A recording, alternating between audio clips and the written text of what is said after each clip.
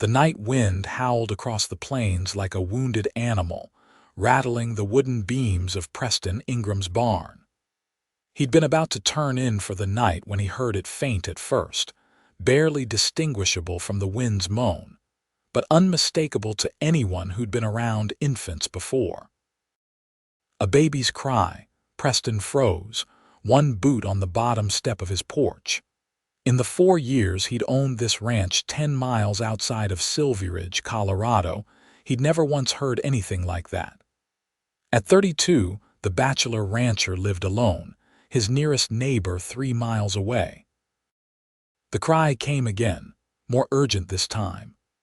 "What in tarnation?" he muttered, grabbing his lantern and revolver from the hook by the door. The lamp cast long shadows as he crossed the yard toward the barn, his spurs jingling softly against the packed earth. It was 1878, and the West was growing tamer by the year, but not so tame that a man would investigate strange sounds without protection.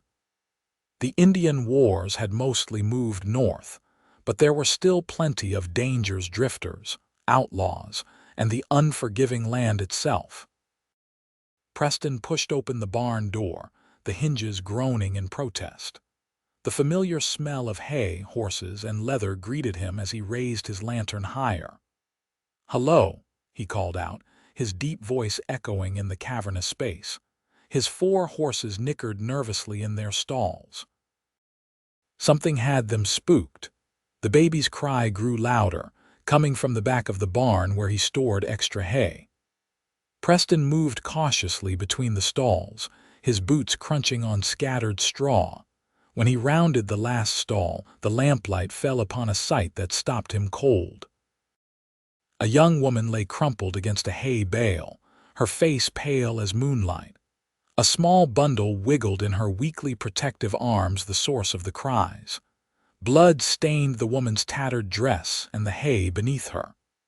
"Good Lord," Preston breathed, holstering his revolver and hurrying forward. He knelt beside her, setting the lantern down carefully. The woman's eyes fluttered open at his approach, striking blue eyes filled with fear and exhaustion. She clutched the baby tighter, trying to push herself up. "Don't, please," she whispered, her voice barely audible. "I ain't gonna hurt you, madam," Preston said gently. "Or your little one. You're hurt bad. Let me help you." She studied his face with fevered intensity, seemingly searching for something. Whatever she saw must have reassured her because she relaxed slightly, her head falling back against the hay. "My baby," she murmured. "Please, help my baby." "I'll help you both," Preston promised. "Can you tell me your name, Lydia?" she whispered. "Lydia Lancaster. I'm Preston Ingram. This is my ranch." He glanced at the infant, who had quieted somewhat but still whimpered. "Your little one needs care, and so do you. Can you stand, Miss Lancaster?" She tried to rise but collapsed back with a soft cry of pain. Preston could see now that her dress was soaked through with blood around her middle. Whatever had happened to her was serious. "I'm going to carry you to the house," he said firmly. "It ain't proper, but there's nothing for it. You need doctoring right away." Fear flashed across her face again. "No, no doctor, they'll find us." Preston frowned. "Who'll find you, please?" she begged, her eyes filling with tears. "Just help us, I can't let them take her." The desperation in her voice stirred something in Preston's chest. He'd always considered himself a good judge of character, and despite the mysterious circumstances, he sensed no danger from this woman, only fear. "All right," he said after a moment. "No doctor for now, but I need to get you inside and tend to those wounds." With gentle hands, he eased the infant from her arms. The tiny face, red from crying, peeked out from the thin blanket. A girl, not more than a few weeks old, with a tuft of dark hair. "I'll come back for you," Preston told Lydia, tucking the baby securely against his chest. "Just hold on."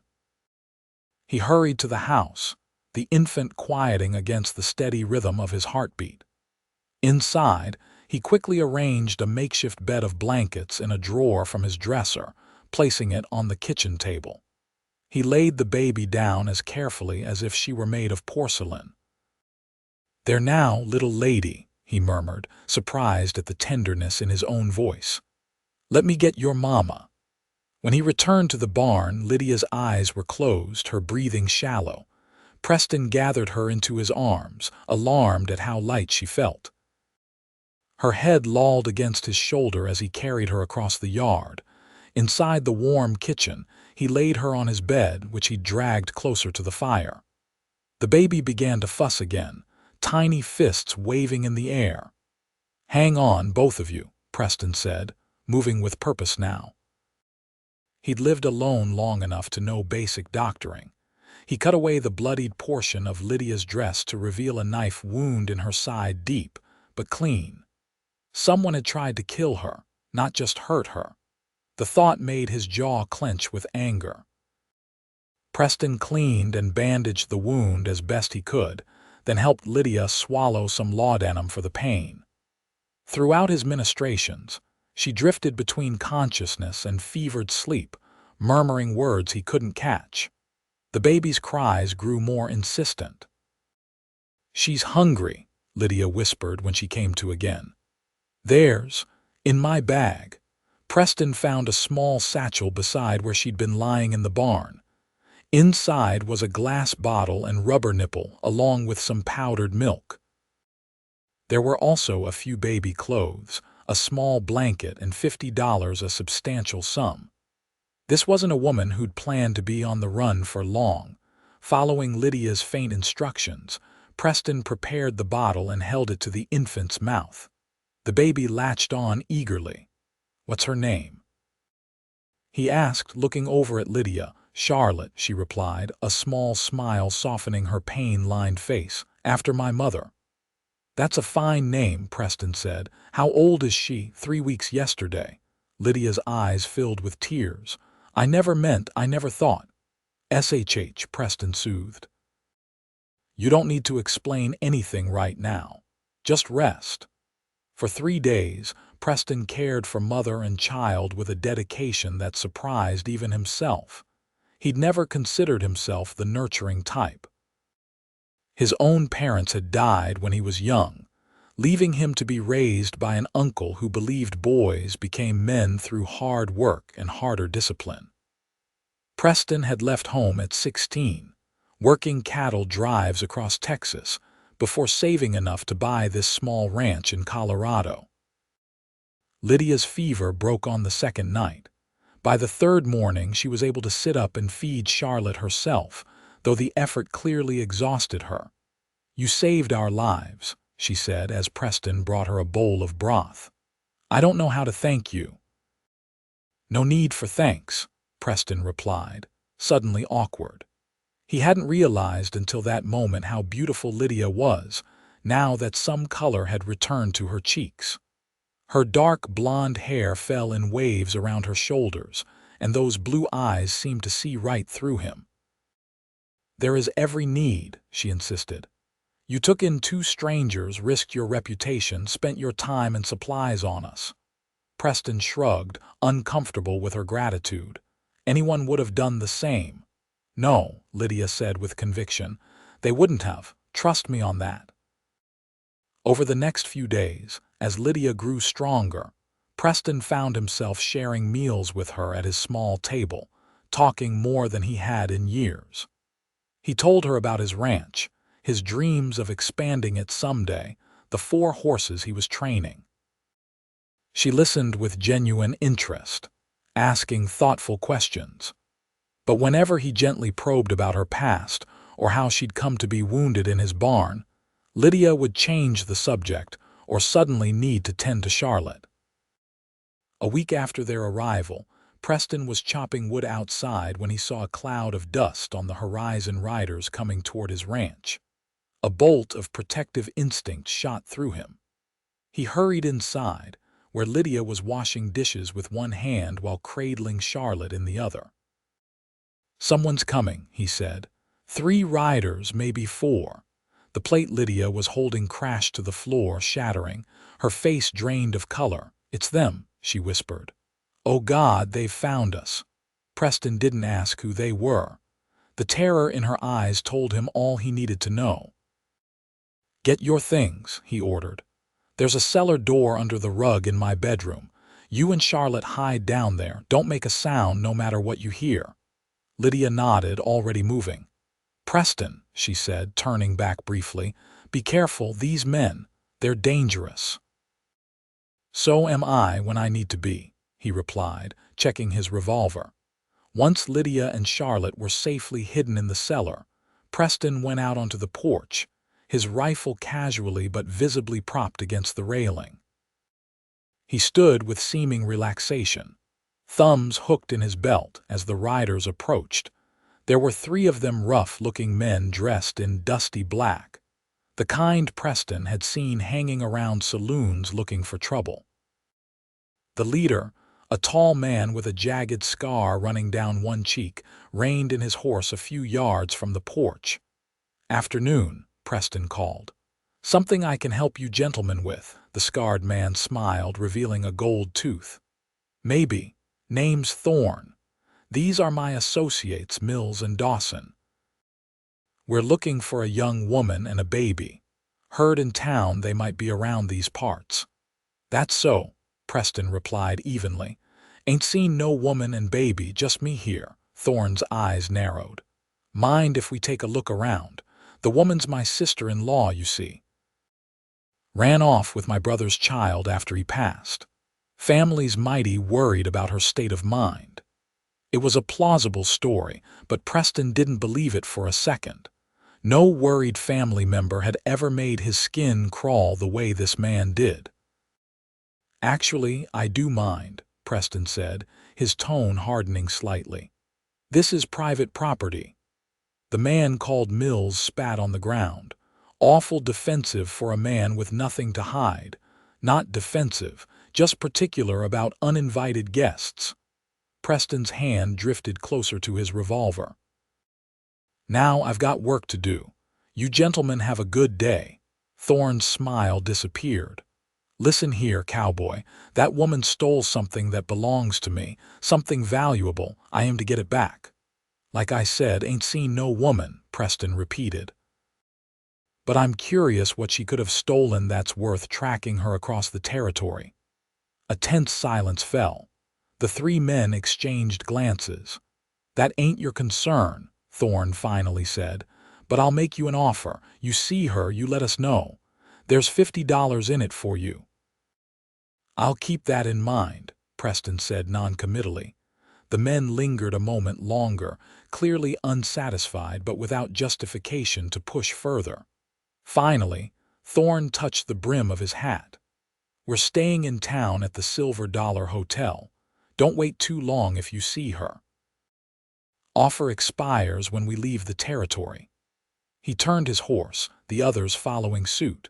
"And we will find her one way or another." Preston remained on the porch, watching until the riders disappeared over the horizon. Only then did he go inside, his heart pounding with an anger he rarely felt. He lifted the rug and opened the cellar door. Lydia sat in the darkness, Charlotte clutched to her chest, her eyes wide with fear. "Are they gone?" she whispered. Preston nodded, helping her up. "For now, but they're staying in town." Lydia sank into a chair, trembling. "I knew they would find us eventually. I just hoped we'd have more time." Preston pulled up a chair across from her. "I think it's time you tell me what's going on, Lydia. Those men ain't looking for a runaway sister-in-law. That Thorne fella said you stole something from him." For a long moment, Lydia sat in silence, stroking Charlotte's head. When she finally spoke, her voice was so quiet Preston had to lean forward to hear. "Charlotte isn't my daughter," she confessed. "She's my sister's child." Preston blinked in surprise. "Your sister's?" Lydia nodded. "My sister Catherine married Robert Thorne last year. He seemed respectable enough, owned businesses in Denver, had money. But after they married, Catherine discovered what kind of businesses: gambling halls, brothels, places where people got hurt if they couldn't pay their debts." Tears filled Lydia's eyes. "She wrote to me saying she was afraid of him. I went to Denver to see her, but Thorne wouldn't let me in the house. Said Catherine was indisposed. A week later, I got word she died in childbirth. I'm sorry, Preston said softly. I didn't believe it was natural, Lydia continued. Catherine was always healthy. I went back to Denver, bribed a maid to let me in. I found papers in Thorne's office. Catherine had inherited land from our father, valuable land near the railroad. Land that would belong to Thorne now that she was gone. Unless she had an heir, Preston realized, looking at Charlotte. Lydia nodded. Exactly. Charlotte complicates his claim. The baby survived the birth, but Thorne had her hidden away with a wet nurse. He was going to. Her voice broke. I overheard him telling one of his men to take care of the problem once the papers were signed. Preston felt a cold fury settle in his chest. So you took her? I couldn't let him kill my sister's baby.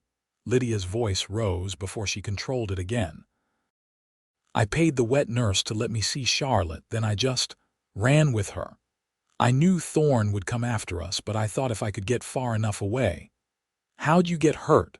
One of Thorne's men caught up to us outside of Silveridge. I managed to get away, but not before. She touched her side where the wound was healing. I was trying to make it to the next town when I saw your barn. I didn't think I could go any farther.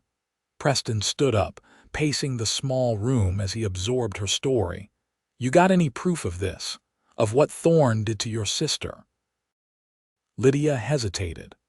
I took some papers from his office. Letters Catherine had written about her fears, documents about the land. They're sewn into the lining of my bag. Preston retrieved the satchel, and Lydia showed him where she'd hidden several folded papers. As he read through them, his expression darkened. This land. It's worth a fortune with the railroad coming through, he said. No wonder he's hunting you. What am I going to do? Lydia whispered. I can't keep running with Charlotte. She needs stability, safety. But Thorne won't stop looking for us. Preston stared out the window at his land, modest compared to what Thorne was after, but it was his. He'd built this place with his own 2 hands, created something from nothing. He knew what it meant to protect what was yours. You could go to the law, he suggested. Lydia laughed bitterly. Thorne owns half the lawmen in Colorado territory.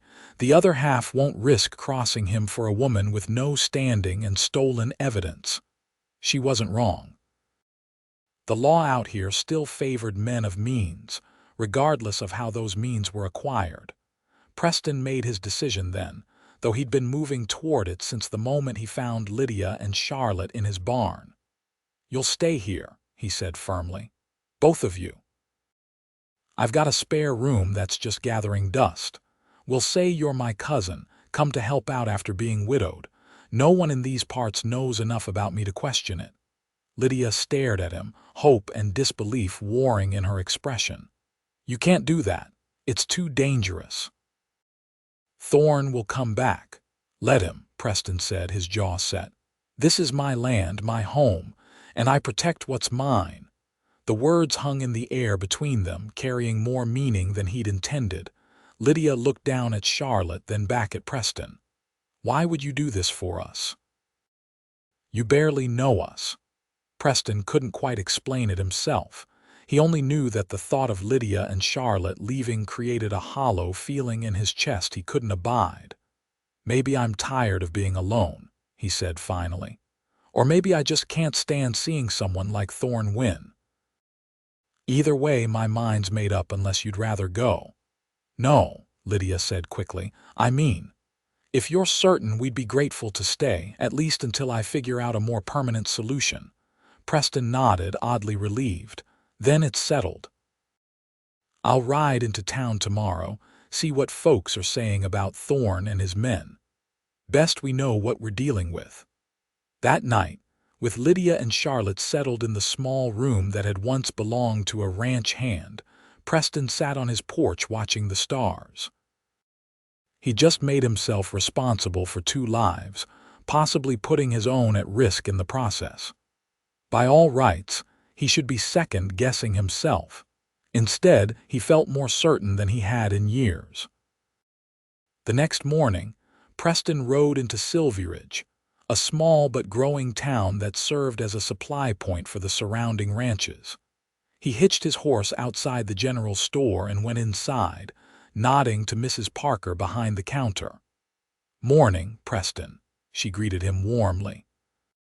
"Haven't seen you in nearly 2 weeks. Beginning to think you'd fallen down a well." Preston chuckled. "Just busy with the ranch, madam. Need to stock up today." As he gathered supplies more than his usual amount, including items for Lydia and Charlotte, he casually asked, "Noticed some strangers in black riding toward my place yesterday. Any idea who they might be?" Mrs. Parker's expression soured. "Oh, them. Showed up about a week ago, throwing their weight around. The leader calls himself Thorne. Claims to be looking for his sister-in-law and her baby, but there's something not right about the way they're going about it." "How's that?" Preston prompted, adding a bolt of soft fabric to his purchases. "Well, for one thing, they're offering money for information, which seems odd for a family matter. And for another, that Thorne fellow." She leaned closer across the counter. "Eliza at the hotel says she heard him tell his men they needed to find the brat before someone starts asking questions. Doesn't sound like a concerned uncle to me."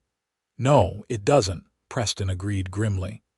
"Why the interest?" Mrs. Parker asked, eyeing the baby items he'd selected. "You taking in boarders now?" Preston had prepared for this. "My cousin's staying with me for a spell. Lost her husband last month, has a young one. Needed somewhere quiet to sort things out." Mrs. Parker's eyes lit with interest. "A widow with a baby. Poor thing. She shouldn't be isolated out at your place. Bring her to church on Sunday. The Ladies' Aid Society would be happy to help." "I'll mention it to her," Preston said noncommittally. "She's still in mourning, doesn't want much company yet." After paying for his supplies and loading them into his wagon, Preston made one more stop at the Silver Dollar Hotel. He didn't go inside but watched from across the street as Thorne and his men exited, mounted their horses, and rode south away from his ranch. They were likely checking other properties in the area. It bought them some time, but not much. When Preston returned home, he found Lydia in the kitchen, humming softly to Charlotte while preparing a stew. The domesticity of the scene struck him like a physical blow. How right it looked, how natural. Lydia turned at his entrance, a smile lighting her face. "You're back. I hope you don't mind I started dinner." "Not at all," he replied, setting down his purchases. "Smells good. It's the least I can do. You've been so kind." She noticed the packages. "What's all this?" "Supplies. Some things for you and Charlotte." He felt unaccountably shy as he handed her the bolt of calico fabric. "Figured you might need some new clothes, what with yours being." He trailed off, remembering the blood-stained dress he'd burned. Lydia touched the fabric, her eyes wide. "Preston, this is too much." "It's nothing," he said gruffly. "Can't have my cousin looking shabby now, can I?" Her brow furrowed. "Your cousin? That's our story in town. You're my widowed cousin, come to recover from your loss. Explains the baby and why you're staying here." Understanding dawned in Lydia's eyes. "You've thought of everything." "Trying to," Preston admitted. "Thorne and his men are still in the area asking questions. They rode south today, but they'll be back." He hesitated. "Mrs. Parker at the store suggested you come to church on Sunday, meet the Ladies' Aid Society." Lydia tensed. "Is that wise? More people who might recognize me. Actually, it might help. If folks see you as part of the community, they'll be less likely to talk to strangers about you. Besides, hiding away completely will only draw more suspicion." She considered this, absently rocking Charlotte, who had begun to fuss. "I suppose you're right, and I can't live in fear forever. Charlotte deserves better than that." Over dinner, they discussed their plan in more detail. Lydia would be Lydia Lane, widowed cousin of Preston, her husband lost to fever. Charlotte was her daughter. They would maintain this story until they could find a way to legally protect Charlotte from Thorne's claims. As weeks passed, their fabricated life took on a comfortable reality. Preston expanded the veranda on his house, adding a small rocking chair where Lydia would sit with Charlotte in the evenings, watching the sunset. He found himself working harder than ever on the ranch, driven by a new purpose providing for the small family that had unexpectedly come into his care. Lydia proved to be remarkably resilient. Once her wound healed completely, she took over the household duties with enthusiasm, transforming Preston's functional but sparse home into a warm, inviting space. She planted a small garden, hung curtains she'd sewn from the fabric Preston bought her, and filled the house with the smells of fresh bread and home cooking. They attended church as planned, where Lydia charmed the local women with her quiet dignity and obvious devotion to her child. If anyone thought it odd that the bachelor rancher had suddenly acquired family, they kept it to themselves. The West was full of unusual arrangements born of necessity. Throughout it all, Charlotte grew and thrived, filling the ranch house with gurgles and eventually laughter. Preston found himself looking forward to returning home each day, to the moment when the baby would spot him and wave her tiny fists in excitement. What surprised him most, however, was how deeply he'd come to care for Lydia. It wasn't just protective instinct anymore. He admired her courage, her intelligence, her unwavering commitment to her niece. He found excuses to be near her, to make her laugh, to ease her burden in any way he could. Sometimes, he caught her watching him with an expression he couldn't quite read, something soft and wondering. In those moments, his heart would beat a little faster, and he'd wonder if perhaps she felt it too, this growing connection between them. But the shadow of Thorne still hung over them. Every stranger who rode past the ranch caused Lydia to freeze, her eyes darting to Charlotte with instinctive fear. Preston took to carrying his revolver even when working the fields. They both knew their peaceful existence was borrowed time. 3 months after Lydia and Charlotte arrived, their borrowed time ran out. Preston had ridden to the north pasture to check on a section of fence, leaving Lydia and Charlotte at the house. He was just mounting his horse to return when he saw the smoke rising from the direction of the ranch house, too much smoke for a cooking fire or the stove. Fear clutched at his heart as he spurred his horse into a gallop, racing across the pasture. As he crested the final hill, he saw what he dreaded: flames licking up the side of the barn, and 3 horses he didn't recognize hitched outside his house. Thorne had found them. Preston approached cautiously, dismounting in the cover of trees. He could see Thorne and one of his men standing on the porch. The third man was nowhere in sight, likely inside with Lydia and Charlotte. Drawing his revolver, Preston circled around to the back of the house. He needed to get inside without being spotted. The kitchen window was partially open. Lydia must have been airing out the house before the attack. As quietly as he could, Preston pushed the window wider and climbed through, finding himself in the empty kitchen. From the front room he could hear voices. "Must have been destroyed in the fire," Lydia was saying, her voice remarkably steady. "I don't have them anymore." "You're lying," Thorne's voice responded, hard with anger. "No one runs for this long over a baby alone." "You took my papers and I want them back." "I don't know what you're talking about," Lydia insisted. "Please, my daughter is frightened. Just leave us alone." "That brat isn't yours," Thorne growled. "She's my ticket to that land and you know it." "The court's already ruled in my favor. All I need is the child to complete the claim." Preston edged toward the doorway, peering carefully into the front room. Lydia stood with her back to the fireplace, Charlotte clutched protectively against her chest. The baby was crying softly, her face buried in Lydia's shoulder. One of Thorne's men, Dawson, Preston remembered, held a gun pointed casually in their direction. Thorne paced before them, his scarred face twisted with frustration. "I've been more than patient. Hand over the child and the papers, and maybe I'll let you walk away from this." "You'll kill us both the moment you have what you want," Lydia said. "Just like you killed Catherine." Thorne's face darkened with rage. "Your sister was a meddling fool just like you. She should have been happy with her comfortable life instead of asking questions about my business." "She was your wife. She was an investment," Thorne corrected coldly. "One that didn't pay off as expected. Now I'm done talking. Give me the child." He stepped toward Lydia, hands outstretched. Preston had seen enough. "Touch her, and it'll be the last thing you do," he said, stepping into the room with his revolver aimed at Thorne's chest. Everyone froze. Dawson swung his gun toward Preston, but hesitated when he realized he'd be shot before he could fire. Thorne recovered first, a sly smile spreading across his face. "Well, if it isn't the gallant rancher, I had a feeling you were lying about knowing her." "Step away from them," Preston ordered, his voice deadly calm. "You're outnumbered, Cowboy," Thorne said. "Mills is out back by now.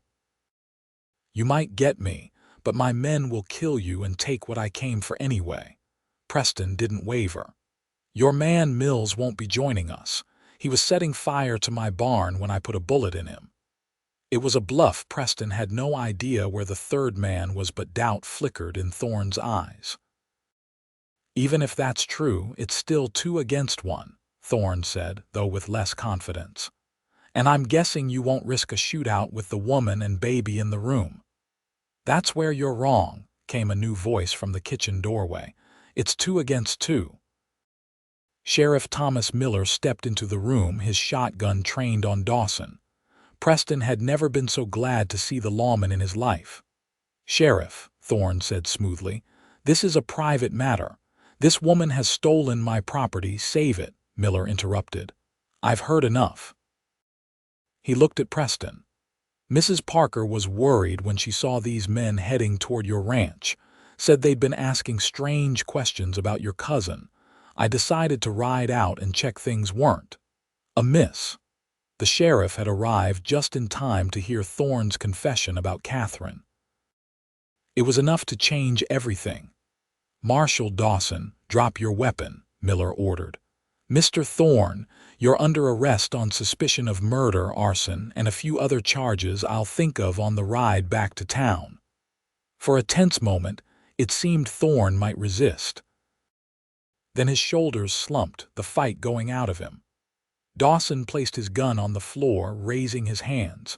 "You have no proof," Thorne said sullenly as Miller handcuffed him. "We'll see about that," the sheriff replied. "The federal marshal's been looking into your businesses in Denver for months. I reckon he'll be interested in what these folks have to say, and in those papers the lady mentioned." After Miller took Thorne and Dawson away, promising to send men to help with the barn, Preston and Lydia stood in stunned silence. Charlotte had finally quieted, exhausted from crying. "It's over," Lydia whispered, as if afraid to believe it. Preston holstered his revolver and crossed to her, laying a gentle hand on her shoulder. "It looks that way. The sheriff heard everything. With your sister's letters and the land documents as evidence, Thorne won't be able to hurt anyone else." Tears filled Lydia's eyes, but they were tears of relief. "Charlotte is safe." "You both are," Preston assured her. That night, after they'd salvaged what they could from the barn, which had suffered less damage than feared thanks to Preston's early return, they sat together on the porch. Charlotte slept peacefully in her cradle beside them, exhausted from the excitement. "What will you do now?" Preston asked, voicing the question that had been weighing on him since the sheriff left. "I reckon once the courts sort everything out, Charlotte will inherit your sister's land. You could go back to Denver, make a good life there." Lydia was silent for a long moment, watching the stars appear one by one in the darkening sky. "I've been thinking about that," she said finally. "Charlotte will have her inheritance, yes, but Denver holds nothing but painful memories now." She turned to face him, those blue eyes searching his face in the fading light. Unless you want us to go. I know we came into your life uninvited, disrupted everything." "No," Preston interrupted, more forcefully than he'd intended. He gentled his voice. "That is, I don't want you to go. These past months have been—" He struggled to find the words, unused to expressing such feelings. "This place was just land and buildings before. Now it feels like a home." Lydia's face softened. "It feels that way to me too." Preston took a deep breath, gathering his courage. "I know it hasn't been long, and maybe it's too soon after everything you've been through, but I need to tell you. I care for you, Lydia, more than I thought possible. And Charlotte, well, I've come to love her like she was my own." He looked down at his hands, suddenly uncertain. "I'm not a wealthy man like Thorne, and this ranch is modest compared to what Charlotte will inherit. But everything I have is honest, built with my own two hands. And if you wanted to stay, not just for now, but permanently, I'd consider myself the luckiest man in Colorado territory." Lydia's hand came to rest atop his, her touch sending warmth through him. "Are you asking what I think you're asking, Preston Ingram?" He met her gaze, finding encouragement there. "I'm asking if you might consider becoming my wife. Not right away if that's too soon, but someday.